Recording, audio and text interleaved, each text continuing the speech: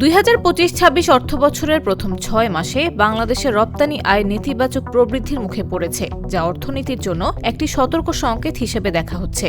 রপ্তানি উন্নয়ন bureau EPB প্রকাশিত তথ্যে দেখা যায়, জুলাই-ডিসেম্বর সময় মোট রপ্তানি আয় দাঁড়িয়েছে 23.99 বিলিয়ন মার্কিন ডলার, আগের অর্থবছরের একই সময়ের তুলনায়, যা 2.19% কম। শুধু ডিসেম্বর মাসে রপ্তানি কমেছে 14.25%।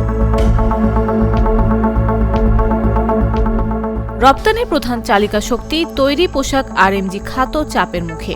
এ খাতের আয় 2.63% কমে 19.36 বিলিয়ন ডলারে নেমেছে। নিটওয়্যার ও ওভেন দুই উপখাতেই মন্দা লক্ষণীয়। তবে ইতিবাচক দিক হল চামড়া ও চামড়াজাত পণ্য, হোম টেক্সটাইল ও ওষুধ খাতে সীমিত হলেও প্রবৃদ্ধি বজায় আছে। বিশেষ করে চামড়াজাত পণ্যে প্রায় 20% প্রবৃদ্ধি সম্ভাবনার ইঙ্গিত দেয়। রপ্তানি গন্তব্যের দিক থেকে যুক্তরাষ্ট্র, জার্মানি ও যুক্তরাজ্যে প্রবৃদ্ধি থাকলেও সামগ্রিক চিত্র নেতিবাচক। বিশ্লেষকদের মতে, ট্রাম্প প্রশাসনের নতুন শুল্ক নীতি, বৈশ্বিক চাহিদা দুর্বল হওয়া, উৎপাদন ব্যয় বৃদ্ধি এবং দেশের রাজনৈতিক অনিশ্চয়তা রপ্তানিতে চাপ সৃষ্টি করেছে। একই সঙ্গে চীন ও ভারতের আগ্রাসী মূল্য প্রতিযোগিতা বাংলাদেশের বাজার অংশ কমাচ্ছে।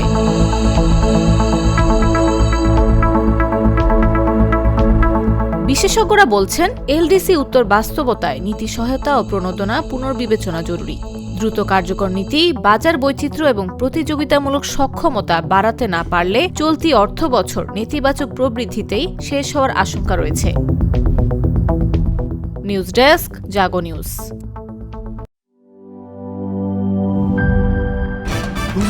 ভয় পাস না, এটা কসমিক ডোর। শব্দের আরেক নাম কসমিক ডোর। এর ওয়াল থিকনেস ও রিপ থিকনেস বেশি থাকায় এটাকে 50 বছরেরও বেশি। কসমিক ডোর, নিশ্চিন্তে 50 বছর।